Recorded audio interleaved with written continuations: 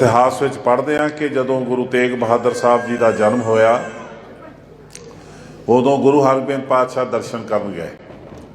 गुरु हरगोबिंद पातशाह दे नाल बाबा बुढ़ा जी, बाबा बिधि चंद जी। तो गुरु हरगोबिंद पातशाह ने पैंद वाले पासे होके मत्था टेकिया। तो बाबा बुढ़ा जी ने, भाई बिधि चंद जी ने पूछा कि सच्चे पातशाह ये तुसीं बच्चे नूं क्यों मत्था टेक रहे? वो कहते तुहाडी निगाह च बच्चा है, ये बलिदान की मूर्त, विराग की मूर्त, त्याग की मूर्त। तो गुरु तेग बहादुर साहब छोटे सन भरावां चों। इन्हां दे भरा सन बाबा अटल राय जी। बाबा अटल राय जी इन्हां तो 2 साल वड्डे सन। तो बाबा अटल राय जी अपने गुरपिता तो गुस्से हो के तो सदा दी नींद सौ गए। तो बाबा अटल राय जी ने ही गुरु तेग बहादुर साहब नूं खड़ाया ज़्यादातर बचपन दे विच। ते बच्चे का तुसीं देखदे हो परिवार विच मोह उहदे नाल हुंदा जिहड़ा उहनूं खिडाउंदा।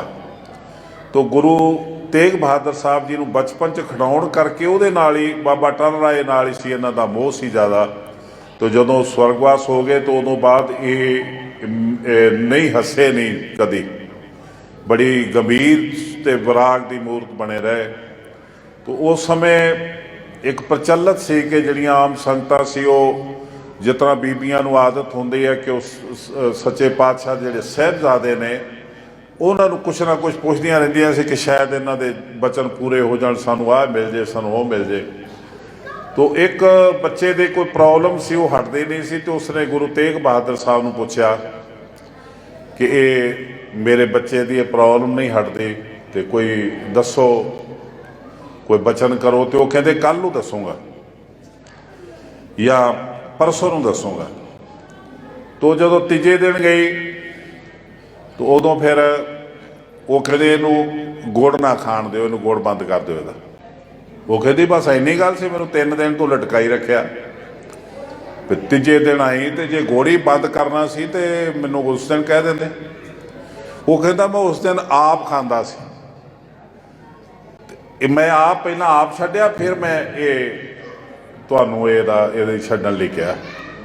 तो ये कहनी ते कथनी दे इन्ने परपक्क सन कि गुरु साहब जी की असीं बाणी पढ़ते हैं, बाणी देखते हैं, तो उन्होंने अवस्था नूं पल पल ते चैक किया। पल पल ते जिहड़ी अवस्था बनाई, जिहड़ी बनी, वो साडे च वंडी। फिर सानूं प्रेरिया कि सिख की बिरती यह होनी चाहिए है, सिख के अंदर जे कोई यह कमी है तो उसकी वजह यह है। तो गुरु साहब जी के नावें पातशाह के श्लोक असीं जदों पढ़ते हैं तो उदों दीन ते दुनिया का तत्त जिहड़ा उन्हां दोहियां च सानूं मिल जाता है। तो गुरु तेग बहादुर सच्चे पातशाह बहुत वड्डी शहादत दे के गए। जिहड़े उस समय के फकीर हुंदे सी, जिहड़े वड्डे वड्डे रब नूं मिलण वाले औलीए हुंदे सी, ते उन्हां नूं वो भी डरदे हुंदे सी किते औरंगजेब सद ना लवे। तो ज़्यादातर जिहड़ा सूफी मत सी ये भी इस करके डरदा रहा कि किते सानूं सद ना लवे। तो फिर सूफी मत, क्योंकि औरंगजेब जिहड़ा कहता सी मैनूं करामात दिखाओ, नहीं तो सिर कलम करो। तो उस समय जिहड़े बुल्ले शाह वर्गे, शाह हुसैन वर्गे वड्डे वड्डे जिहड़े सूफी संत सी, वो भी जिहड़ी नज़म लिखते सी उन्होंने हीर ते रांझे का किस्सा बना के पेश करते सी। आत्मा ते परम पिता परमात्मा की गल नहीं सी करते। तो ये कि औरंगजेब कुराए पै जे, दफा करो, इनू की लेना देना। पर एक गुरु घर से जिहड़े एक अटल अपनी सच्चाई ते कायम रहा ते शहादत दिती। तो बुल्ले शाह कदर करदा है किते तेग बहादुर गाजी हो, बड़ा वड्डा शब्द कहा बुल्ले शाह ने। यह भी कहा कि ना कहूँ अब की, ना कहूँ तब की, अगर न होते गुरु गोबिंद सिंह सुन्नत होती सबकी। जिदा कवि संतोख सिंह जी ने कहा, छाए जाती एकता, अनेकता बुलाए जाती, होती कुचीलता वेदन पुराण की। तो ये मंदिरां च टल ना खड़कदे, ये वेदां दे पुजारी ते अहिंसा दे पुजारी ते वेदां दे ज्ञाता लभ्या ना थे आउंदे, किते अल्लाह दे वाजे ही आउंदे जे किते गुरु गोबिंद सिंह जी ना आउंदे। इस परिवार दियां, गुरु परिवार दियां जिहड़ियां शहादतां ने, उन्होंने संसार नूं जिउणा सिखाया। अकिरत घाड़ा लोगों की कमी नहीं जिहड़े बेकदरे ने। असी दूसरिਆਂ ਨੂੰ क्यों कहीए, असी साडी कौम दे विच ही बड़े बेकदरे ने। अज असी गुरु तेग बहादुर साहब की हिस्टरी पढ़नी होवे तो असी दसम पातशाह की लिखत पढ़ सकते, जिन्हों असी दसम ग्रंथ कहने। दसम ग्रंथ नूं अज रद्द करन लई साडी कौम दे प्रचारकां दा जोर लगा होया। दसम पातशाह की जिहड़ी दसम पातशाह की दसम ग्रंथ की लिखत नूं तो असी सुनते की हाँ कि दसम पातशाह देवी के पुजारी नहीं हो सकते, वो महाकालका कित्थों आ गई। तो जे घट्टो घट समझ ना आवे तो गुरु साहब ने एक दस्तान दिता चकवी का। चकवी चकवे नालों विछड़ जाती है, विछड़ती है हनेरा करके। तो जदों सूरज छुप जाता है तो चकवी चकवे नूं सारी रात लभदी है। तो वो चकवी जदों लभदी सारी रात तो मनदी नहीं कि कोई सूरज छुपया, या वो कहती मेरे च कोई कमी है जिहड़ा मैनूं दिस नहीं रहा सूरज, वो लभदी सूरज नूं। तो गुरु साहब सानूं प्रेरणा दिंदे ने, रे मन ऐसी हरस्यों प्रीत कर जैसी चकवी सूर। जिस तरह की चकवी दी सूरज नाल प्रीत है, वो चकवी ये मनदी नहीं कि सूरज छुप गया, वो कहती मेरे च कमियां ने।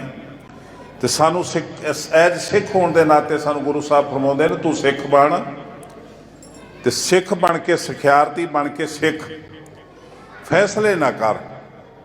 जे किते समझ नहीं आउंदी, कोई गुरमत की समझ नहीं आउंदी, गुरबाणी की समझ नहीं आउंदी, तो समझ ले साडे अंदर कोई घाट है, साडे अंदर कोई कमी है।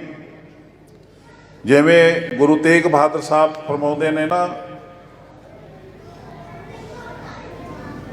अपनी अवस्था के बारे जानकारी देंदे ने, साधो ये मन गहिओ ना जाई।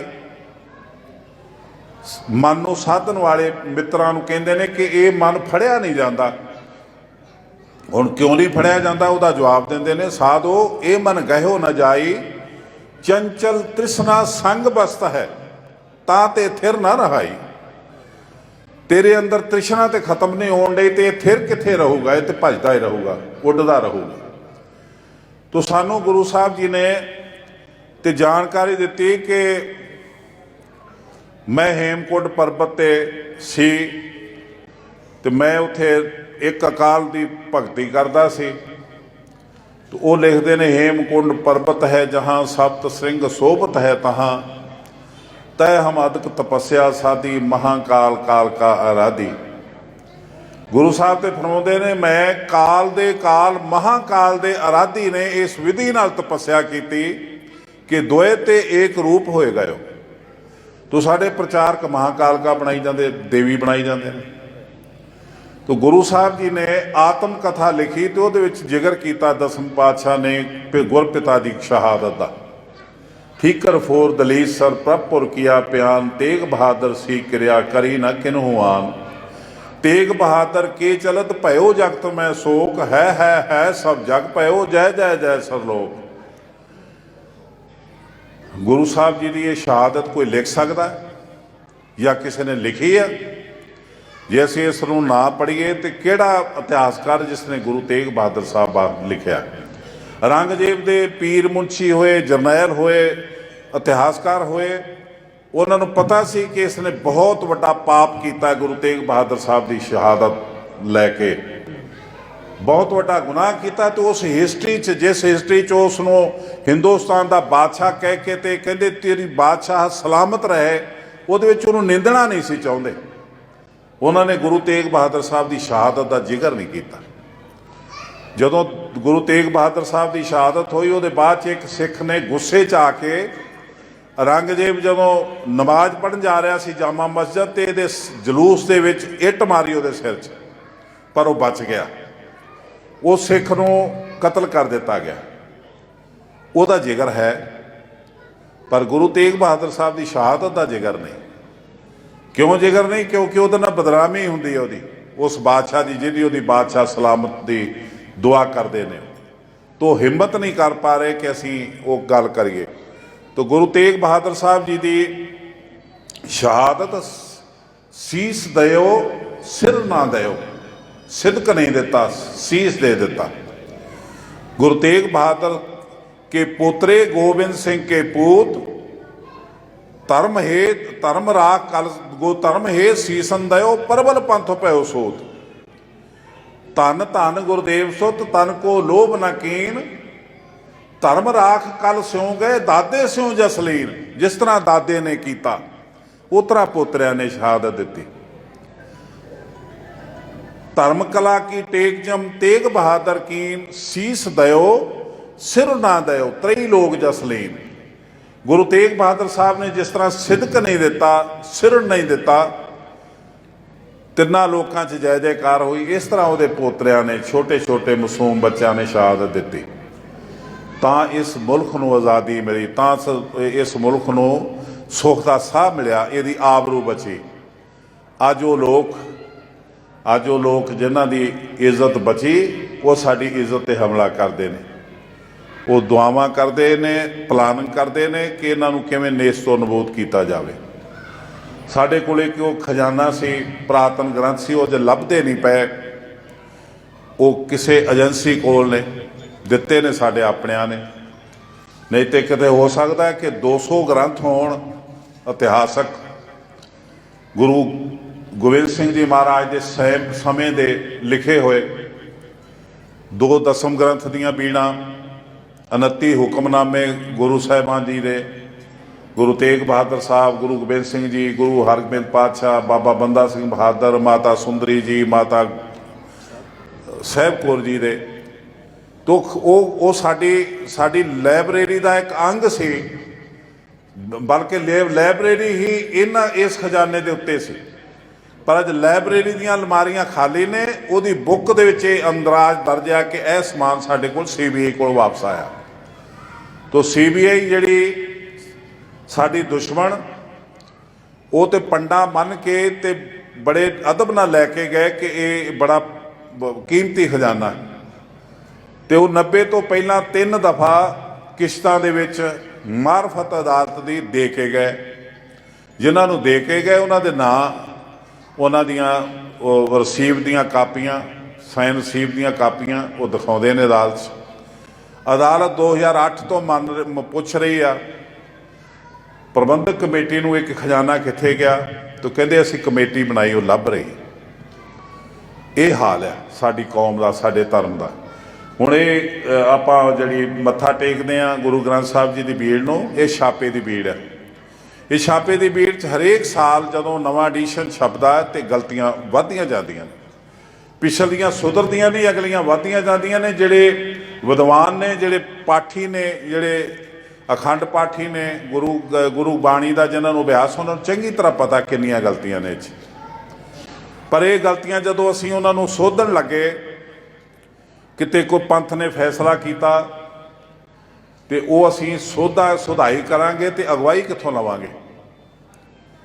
पुरातन बीड़ा तो लभदियां ने।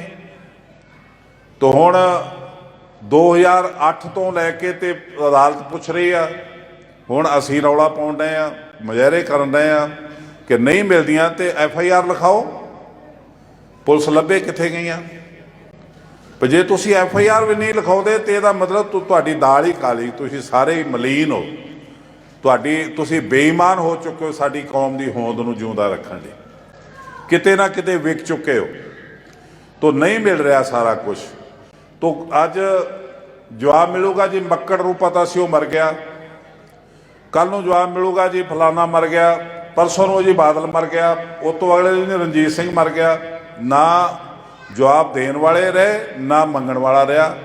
तो साडी बच्चों की, साडी कौम की जिहड़ी पनीरी है, उन्होंने की जवाब मिलूगा, की वो कित्थों लैणगे ये खजाना लापे। साडी कौम की होंद दरगाह की बाणी। तो ये साडे लई बड़ियां वड्डियां प्रॉब्लमां क्रिएट हो रही ने। तो गुरु तेग बहादुर साहब जी की शहादत, दसम पातशाह दीयां लिखतां, ये साडी जिंद जान ने, ये जिउंदियां रहणियां चाहीदियां ने।